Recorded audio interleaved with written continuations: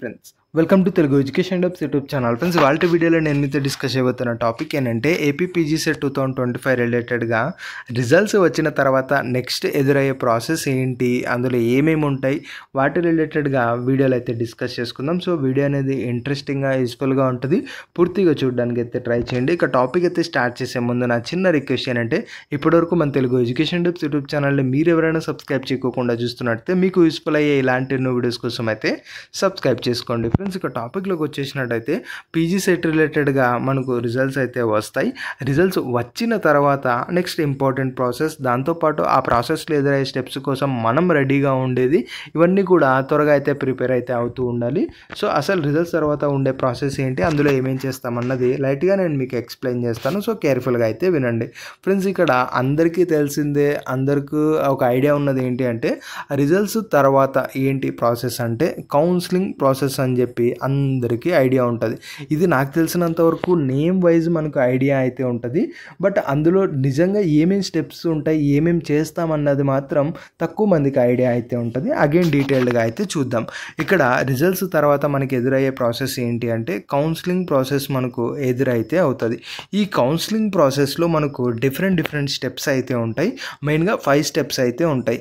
అందులో ఫస్ట్ది ఏంటి, సెకండ్ది ఏంటి, ఇవన్నీ కూడా మనం అయితే మాట్లాడుకుందాం. బట్ గుర్తుపెట్టుకోండి, 5 స్టెప్స్ మనకి ఇందులో అయితే ఉంటాయి.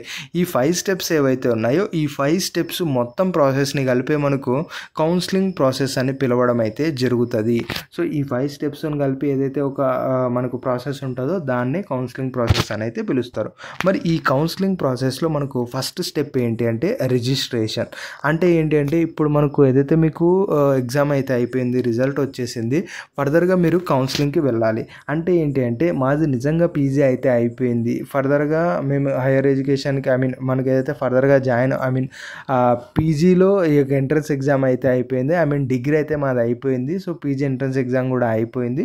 సో మార్క్స్ వచ్చాయి, మా డాక్యుమెంట్స్ కూడా మీరు వెరిఫై చేయండి. అట్ ద సేమ్ టైం మాకు ఎక్కడైతే సీట్ వస్తుందో అక్కడ మాకు సీట్ అయితే ఇవ్వండి, మేము అక్కడికి వెళ్ళి జాయిన్ అవుతాం అన్న ఏదైతే కౌన్సిలింగ్ నెక్స్ట్ స్టెప్ ప్రాసెసెస్ ఉంటాయో దానికి మేము కూడా వస్తున్నాం అని చెప్పి మీరు ఒక ఇంటిమేషన్ అయితే ఇవ్వాలి కదా. ఆ ఇంటిమేషన్ ఇవ్వడమే ఈ యొక్క రిజిస్ట్రేషన్ అని అయితే మనం అనుకోవచ్చు. ఈ రిజిస్ట్రేషన్ కూడా మనకు ఒక సర్టెన్ అమౌంట్ అనేది పే చేసే మనం రిజిస్ట్రేషన్ అనేది చేసుకోవాల్సి ఉంటుంది.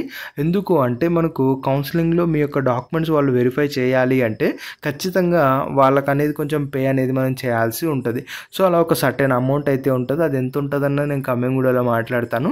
సో ఆ అమౌంట్ అనేది మీరు అక్కడ పే చేస్తూ ఆ యొక్క రిజిస్ట్రేషన్ అనేది కంప్లీట్ చేయడం అయితే చేయాలి. ఇలా రిజిస్ట్రేషన్ అయిపోయిన తర్వాత నెక్స్ట్ మీకు సర్టిఫికేట్ వెరిఫికేషన్ అయితే ఉంటుంది. సింపుల్గా మాట్లాడాలంటే రిజిస్ట్రేషన్ అంటే అందరికీ తెలిసిందే, మేము కూడా ఇందులో పార్టిసిపేట్ చేస్తామని చెప్పి ఒక మీ డీటెయిల్స్తో ఒక రిజిస్ట్రేషన్ అయితే చేసుకుంటారు. అలా పార్టిసిపేట్ చేయడానికి సర్టెన్ అమౌంట్ అనేది పే చేస్తారు. ఇక నెక్స్ట్ స్టెప్ ఏంటి అంటే సర్టిఫికేట్ వెరిఫికేషన్. అంటే మీది నిజంగా డిగ్రీ అనేది అయిపోయిందా, లేదంటే ఫేక్ పెట్టారా, లేదంటే మీకు క్యాస్ట్ అండ్ ఇన్కమ్ ఉందా, మీరు ఫీజు రింబర్స్మెంట్కి ఎలిజిబుల్ అవుతారా లేదా, మీరు నిజంగా పీజీ సెట్ అనేది రాసారా లేదా, ఎన్ని మార్క్స్ వచ్చాయి, ఎంత ర్యాంక్ వచ్చింది, వీటి రిలేటెడ్గా ఆ యొక్క డీటెయిల్స్ అన్నీ కూడా వెరిఫై చేయాల్సి ఉంటుంది. అప్పుడు మాత్రమే మీరు ఏ స్లాబ్స్లో ఏ కేటగిరీలోకి వస్తారు, మీకు ఇన్కమ్ రేంజ్ ఎంత, ఫీజు రింబర్స్మెంట్ ఇవ్వాలా లేదా, నిజంగా పాస్ అయ్యారా, ఇవన్నీ మీ డాక్యుమెంట్స్ చూసి వెరిఫై చేసి అప్రూవల్ అనేది చేయాల్సి ఉంటుంది. సో అదే మనకు సర్టిఫికేట్ వెరిఫికేషన్. ఈ సర్టిఫికేట్ వెరిఫికేషన్లోనే రీఅప్లోడ్ అని అయితే ఉంటుంది. ఇక్కడే చాలామంది కేర్ఫుల్గా అయితే ఉండాలి. ఇనీషియల్గా మనము స్టార్ట్ చేసాం కాబట్టి డాక్యుమెంట్స్ అప్లోడ్ చేసేస్తాం, బట్ మనం చూసుకున్నట్టయితే మోస్ట్లీ మనకు సర్టిఫికేట్స్ అనేవి వెరిఫై అవ్వవు. ఎందుకంటే మనకు ఒక డాక్యుమెంట్ కావాల్సిన ప్లేస్లో ఇంకొక డాక్యుమెంట్ పెట్టి ఉంటాం, లేదనుకున్నట్టయితే డాక్యుమెంట్స్ బ్లర్గా అప్లోడ్ చేసి ఉంటాం. ఏదో ఒక రీజన్ ద్వారా కావచ్చు ఇవి మనకు కొన్నిసార్లు వెరిఫై అనేది అవ్వదు. సో అలాంటప్పుడు వాటినన్నిటిని అధిగమిస్తే ఎలా ముందుకు వెళ్ళాలి, సో అప్పుడే మనకు ఈ యొక్క రీఅప్లోడ్ అని అయితే ఉంటుంది. అందులో అగైన్ ఆ డాక్యుమెంట్స్ అనేది అప్లోడ్ చేయాల్సి ఉంటుంది. సో అవి చాలా ఇంపార్టెంట్. ఫర్దర్గా వీడియోస్ దీని రిలేటెడ్గా చాలా కేర్ఫుల్గా ఉండండి. సో సర్టిఫికేట్ వెరిఫికేషన్ అన్నది ఇంకొక స్టెప్. ఇక థర్డ్ స్టెప్ ఏంటి అంటే వెబ్ ఆప్షన్స్. ఇది కూడా చాలా ఇంపార్టెంట్. ఎందుకంటే సర్టిఫికేట్ వెరిఫికేషన్ అయిపోయిన తర్వాత నెక్స్ట్ వెబ్ ఆప్షన్స్లో మీకు ఏ కాలేజెస్లో సీట్ కావాలి అని మీరు ఒక ప్రియారిటీ లిస్ట్ అనేది అఫీషియల్స్కి ప్రొవైడ్ చేయడం అయితే జరుగుతుంది. దాన్ని బట్టి మీకు వచ్చిన ర్యాంకును బేస్ చేసుకొని మీకు ఆ కాలేజీలో సీట్ ఇవ్వడం అయితే జరుగుతుంది మీరు ఎంచుకున్న కాలేజెస్లో. సో మనం అసలు ఏ కాలేజీలో జాయిన్ అవ్వాలనుకుంటున్నాం అన్నది ఎంచుకోవడం చాలా ఇంపార్టెంట్. ఎందుకు అంటే ఇలా మనం ఎంచుకున్న తర్వాత కొన్ని మన ర్యాంక్ ఏదైతే ఉంటుందో మనం ఎంచుకున్న కాలేజీలో సీట్ వచ్చే ఛాన్సెస్ ఉంటాయి, రాకపోతే రాపోకుండా ఉండే ఛాన్సెస్ ఉంటాయి. ఇన్ కేస్ వచ్చే ఛాన్స్ ఉంది అంటే బాధ లేదు, ఎక్కడో ఒకసారి సీట్ వచ్చేస్తుంది. బట్ మీరు ఇచ్చిన వెబ్ ఆప్షన్స్లో మీకు వచ్చిన ర్యాంక్కి ఏ కాలేజీలో సీట్ రాదు అనుకోండి, అప్పుడు మీ పరిస్థితి ఏంటి? ఫస్ట్ కౌన్సిలింగ్ మొత్తానికి సీట్ అనేది రాదు. సో కాబట్టి వెబ్ ఆప్షన్స్ అనేది ఒక డిసిప్లైన్డ్గా ఒక ఆర్డర్ ప్రకారం మీరైతే ఇవ్వాల్సి ఉంటుంది. ఇక్కడ క్వాంటిటీ క్వాలిటీ రెండు మిక్స్ చేస్తూ మీకు నీడెడ్ ఉన్నదాన్ని మీరు క్యాప్చర్ అనేది చేసుకోవాల్సి ఉంటుంది. సో వెబ్ ఆప్షన్స్ అనేవి చాలా చాలా ఇంపార్టెంట్. ఎలా ఇస్తే మనకు సీట్ వస్తుంది మనం అనుకున్న కాలేజీలో అన్నది కమింగ్ వీడియోస్లో మాట్లాడుకుంటూ మనమైతే ఇద్దాం. దీని తర్వాత ఫోర్త్ స్టెప్ ఏంటి అంటే మనకు ఈ యొక్క సీట్ అలాట్మెంట్. ఇది మనకు అఫీషియల్స్ అయితే చేస్తారు. మీరు ఇచ్చిన వెబ్ ఆప్షన్స్ని బట్టి అల్గారిథం అనేది మనకు సీట్స్ అనేవి అలాట్ చేయడం అయితే జరుగుతుంది. ఇక ఫిఫ్త్ స్టెప్ ఏంటి అంటే మనకు సెల్ఫ్ రిపోర్టింగ్. అంటే మీకు ఏ కాలేజీలో అయితే సీట్ అలాట్ అయిందో పర్టికులర్ కాలేజీకి వెళ్ళేసి మీకు వచ్చిన సీట్ని మీరు కన్ఫర్మ్ చేసుకోవడమే సెల్ఫ్ రిపోర్టింగ్ అని అయితే అంటాం. సో ఓవరాల్గా ఈ 5 స్టెప్స్ ఏవైతే ఉన్నాయో వీటినే మనకు కౌన్సిలింగ్ ప్రాసెస్ అని పిలవడం అయితే జరుగుతుంది.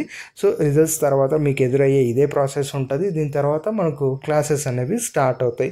సో ఈ మధ్యలో చాలా చాలా ఇంపార్టెంట్ అయితే ఉంటాయి. రిజిస్ట్రేషన్ దగ్గర నుంచి వెబ్ ఆప్షన్స్ ఇచ్చే వరకు చాలా చాలా కేర్ఫుల్గా ఇవ్వాల్సి ఉంటుంది. లేదు అంటే మాత్రం గుర్తుపెట్టుకోండి, సీట్ అనేది రాకోకుండే ఛాన్సెస్ ఎక్కువగా ఉంటాయి. అందులోనూ ఇక్కడ ఈ పీజీ సెట్ అనేది చాలా డిఫరెంట్గా అయితే ఉంటుంది. ఎందుకంటే మల్టిపుల్ సబ్జెక్ట్స్ ఉంటాయి, మల్టిపుల్ కాలేజెస్ అయితే ఉంటాయి. మీకు విజిబుల్ అయ్యే కాలేజెస్ వేరే ఉంటాయి, వేరే వాళ్ళకి విజిబుల్ అయ్యే కాలేజెస్ వేరే ఉంటాయి. సో కాబట్టి అన్ని సినారియోస్ని మ్యాచ్ చేస్తూ మీరు వెబ్ ఆప్షన్స్ అయితే ఇవ్వాల్సి ఉంటుంది. సో కమింగ్ వీడియోస్లో డీటెయిల్గా అయితే మాట్లాడుకుందాం. ఎక్కువ కన్ఫ్యూజ్ అవ్వకండి, నేను డీటెయిల్గా ఎక్స్ప్లెయిన్ చేస్తాను, ప్రాబ్లం అయితే లేదు. ఇది ఫ్రెండ్స్ మెయిన్గా వీడియోలో తెలుసుకున్నది. వీడియో నచ్చినట్లయితే లైక్ చేయండి. మరి ముఖ్యంగా మన తెలుగు ఎడ్యుకేషన్ టిప్స్ యూట్యూబ్ ఛానల్ని మీరు ఎవరైనా సబ్స్క్రైబ్ చేయకుండా చూస్తున్నట్లయితే మీకు యూస్ఫుల్ అయ్యే ఇలాంటి వీడియోస్ కోసం అయితే సబ్స్క్రైబ్ చేసుకోండి.